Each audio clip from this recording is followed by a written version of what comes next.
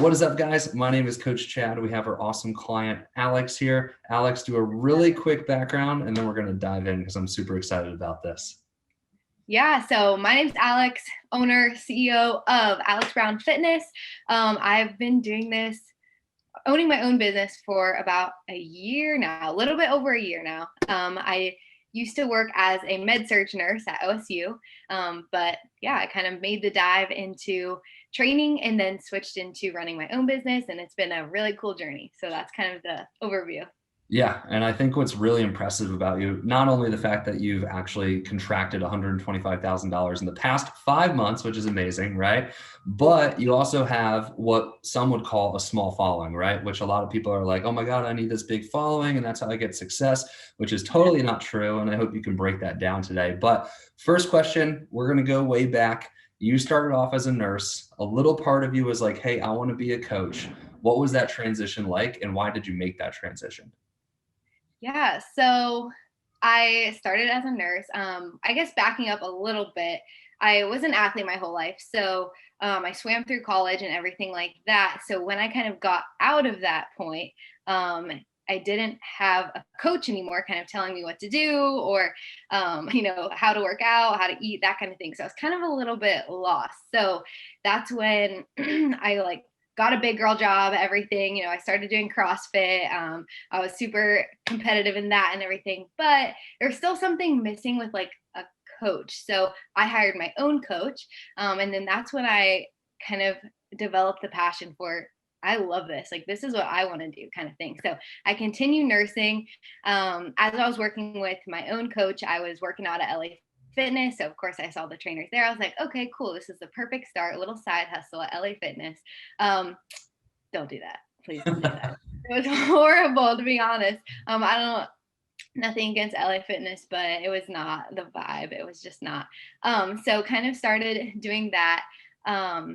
Did that for about 3 months, and I was like, I hate my life. I'm getting paid literally like $5 an hour. This sucks. So I was like, I can do this better and make way more money doing this by myself. So I started Alex Brown Fitness, and everyone at LA Fitness was like, what are you going to do? Like, this is crazy. Like, you have a good job here. I'm like, nah, this is not it. So kind of started my own thing.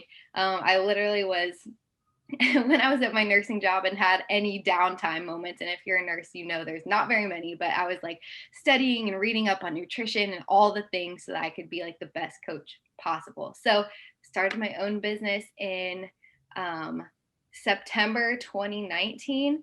And the reason I kind of wanted to make the switch from nursing to coaching is, as a nurse, you see the repercussions of everyone living their life, probably not the healthiest, and seeing the complications that come from that. So if I can, almost try to prevent that and stop that on the front end, and people won't have to even get to that point, that's kind of where I made that switch, because I love caring for people. I love helping people out. So I'm still doing that with my passion, but in a different way. Absolutely. Way more preventative Yeah, than people already being messed up and then you having to change it. So exactly. was that transition scary? Because I think there's a lot of people who want to make the transition, who are on the fence about making the transition into coaching, but they're like, I don't want to leave my benefits. I don't want to leave all this stuff. What was that transition like for you? And what was like the final seal? Like, I got to make this transition. So it was scary. Obviously, I am a nurse and I have no background in sales or marketing or that kind of thing. So jumping into that and that being a huge part of what I do now, it was wild. So that was a whole new journey. But I did feel a little bit more comfortable, I feel like, than someone that might, not have a I don't know how to say this, but like a good stable job on the to start with, I guess, because it kind of made me more comfortable. Like, okay, if I go after this dream that I have, the worst case scenario is I'm a nurse again. That's literally the worst case scenario. So I felt a little bit more comfortable there. But it was scary still, leaving my benefits and leaving, having that family that I had gone comfortable with at work and things like that, and kind of jumping out and doing this on my own, not really knowing what would be on the other side, but just knowing that this is my passion and I'm going to make it work. So Definitely scary, but I am very glad that I did have my nursing job to kind of give me a little bit cushion in the beginning, to be able to go out and pursue this. So I am grateful for that, but it is still, I guess, a scary thing. Does that make sense? Yeah, absolutely. It's scary, but you're probably asking yourself the question, what if you don't do it, right? Like, what if I don't do this? And I also love your perspective of you got here, right? You became a nurse, you saw what you wanted to be, you made the jump, but you knew that you can always fall back to what you were doing previously. Yeah. Question for you. Did it ever cross your mind where you were like, you know what, I really just don't have a following. Like I don't have a base. Like where would I even start? Did those questions cross your mind? Yeah. So if you guys follow me on Instagram, or I know you probably don't because I don't have that many followers. I have literally less than 1,000. So if that tells you anything, when I started this, I had like 600 followers. So still don't even have 1,000. And I was like, okay, like the people that I follow on Instagram that do this for a living, are literally their full-time jobs. They have like tens of thousands of followers. So, at first I was like, okay, I've got to grow my following, like, gotta, be seen by more people. When I really got into it, I kind of realized that you don't necessarily have to have a big following. You just have to like be able to reach out to the right people, if that makes sense. So, even though I don't have a million people to reach out to, I kind of gather the right type of people. Yeah. So these people that have tens of thousands of followers, it might not all those followers probably are not the right type of client for them. Whereas me, I have not a whole lot of followers, but there's a lot of people that are my type of people. Yeah. So yeah. More targeted and more niche down. So someone would probably ask, okay, Alex, so you made the transition from nursing to coaching, right? You're like, I'm going to do this. How long did it take you until you were a full-time coach? Yeah, so that's something I forgot to talk about a little bit earlier, but it took me, I would say, less than 6 months to go part time in nursing. And at that point, I was actually making just as much as I was with my nursing job, with my coaching job. And I was like, okay, like I'm making equal here. So I feel like I can, go part time and still kind of have that cushion. I didn't need it, but I was still like, Well, you were ah, doubling your money at that point. yes, exactly. And that's when I started working with Chad, like literally right about that point. And yeah, I just remember this conversation so clearly. You were like, do you have like an emotional attachment to this job or something? And I was like, no, I don't. And you're like, okay, then what's the problem? Like, you're making just as much as you are with your nursing job. Like, and you want to like expand Sounds your like me. coaching. So, like, what did you say? I said, sounds like me. Yeah, exactly. I was like, you're so right. And I just needed that little tiny nudge to like push me over. I literally hung up on that call and called up my manager. I was like, hey, I'm putting in my 2 weeks. And she's like, I knew this day was coming. I was like, yeah. Hell yeah. Let's So go, dude. that was in June. And it's crazy if you look at my income charts since even June. I've I literally, in the first month of quitting my job, 4 times the amount that I was making just because I was able to put every effort and energy into my business. And I was only working 1 day a week at the hospital, which was part time at that point. But I was still, even that 1 day was kind of holding me back. And once I was able to put my full energy into this, it was just, and it's still going. It's crazy. Yeah. Now it's like 20, 30. I don't even know how many X. It's a lot of X's. Right. Like, let's just say, okay, in nursing, I'll just be honest. Like, I don't care to talk about money. So, like, I'll just be honest. Like, I was making like 3K a month. And this October, so it's not even the end of October yet, I'm almost at 50K. So, like, that's the difference there. Yeah. So literally, yeah, like 20, a little less than 20, like 18X or something like that. Some Yeah, crazy that's number, crazy. which is Yeah. insane. Okay. So you became a coach. Alex is full time. Now what? What did you do now? So now that I was full time, I was really able to kind of double down into my business, get better at the sales and marketing and everything like that. And really understanding my numbers. That's something that Chad's helped me with a lot, is just understanding the data. And that's not something I was really used to looking at and analyzing. So that has helped me a lot. Like, okay, based on these numbers, this is where I need the most work in here. So that's kind of has helped to know exactly where to work, if that makes sense. And so I've been able to just reach out to a lot more people. Facebook has been super helpful with that, reaching out to my ideal type of client kind of lives on Facebook. So that's been really helpful for me, and diving into there. I've been able to hire 2 messenger people to help out with that. So I can kind of step back and work more with the clients and work more towards growing the business and the sales and marketing side of things. And I've been able to hire an assistant coach who she is actually doing, honestly, the majority of the coaching, like more than the majority. Like, she has been so awesome and is able to solely focus on coaching. And I love coaching too, but I also love the sales and running the business side of things. And I feel like you just kind of have to know where your passion lies to know kind of what direction you want to go there. So, me stepping back from coaching was not totally, but the majority of it has been the best thing for my business to continue to let it grow and to continue, changing more lives in that way.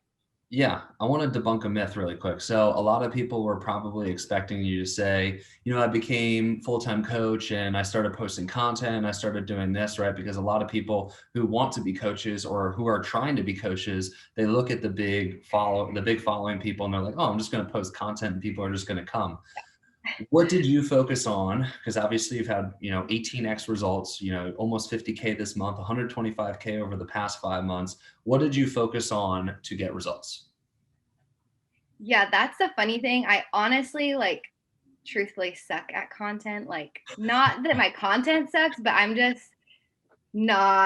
just don't post a whole lot, and that's totally my fault, and I will take total responsibility for that. But that's not really where I'm seeing the most clients come from, is not like when I post something, like, I don't see like all these followers coming at me or all these like people being like knocking down my door wanting coaching. Where I see the most results is in messaging people and DM outreach and things like that. So that's where I'm putting most of my time.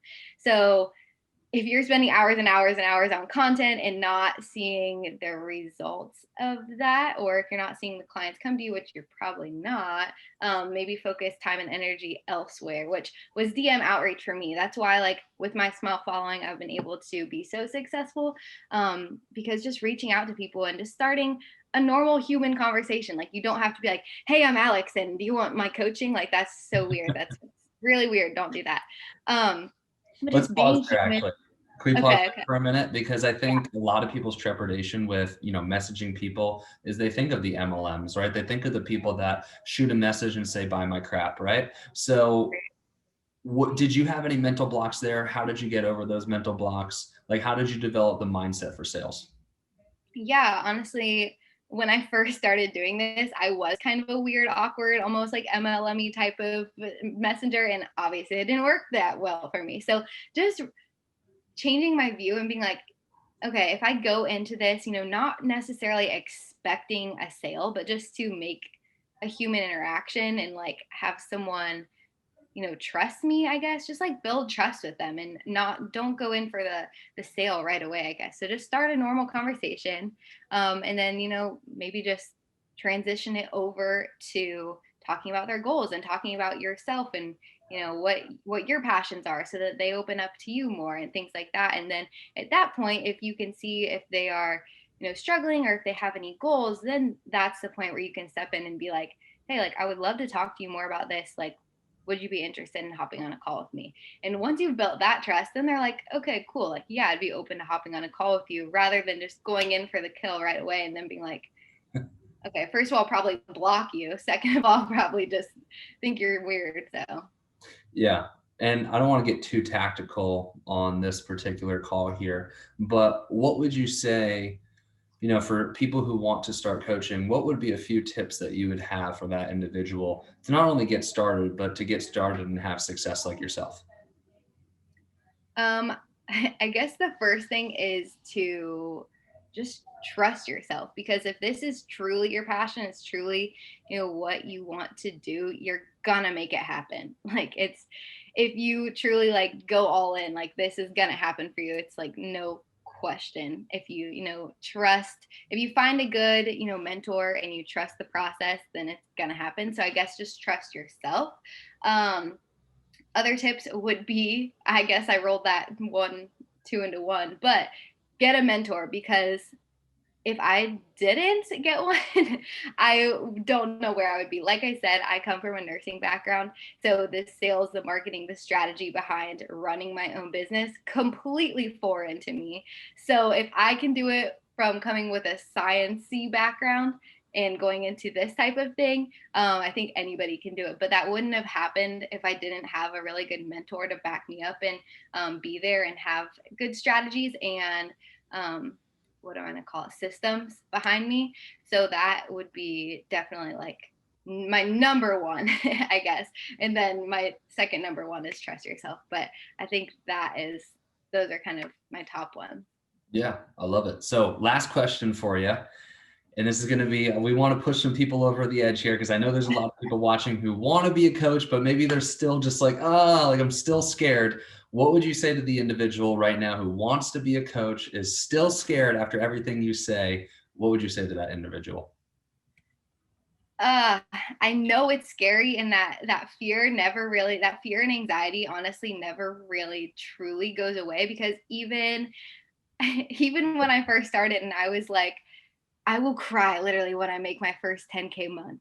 And now that I'm like doing way more than that, I'm still like, why is this anxiety still here? Like, I thought I've made it. I have not made it. Like, what is happening? So that fear and anxiety never goes away. So if you don't take action on it, you're always gonna say what if, or why didn't I do this? So I would just say trust yourself, take the leap. It's very, very difficult to do this on your own. It's not impossible, but if you want to make the most of your time and money, I would highly recommend hiring a business coach, Chad and the NLCA in particular, because they've been extremely um, paramount in my success as a business. Good word. And yeah. I love it. Vocabulary. Vocabulary. Yeah. I mean, at Daily. the end of the day, it's very, very freeing when you realize that the stress and the anxiety never goes away. I'm stressed still to this day, right? Even being the mentor, I'm still stressed. So Yeah. it's very, very freeing to understand that that's always a part of the process, but it's also a sign of growth, which I think is cool. But once again, Alex, thank you so much. And for anybody that is interested, look at Alex. She came from a nursing background. She has a small following, and now she's making 125K in the past 5 months. So Alex, thank you so much. And I'll talk to everybody soon. Peace Thanks, out. Chad. Peace.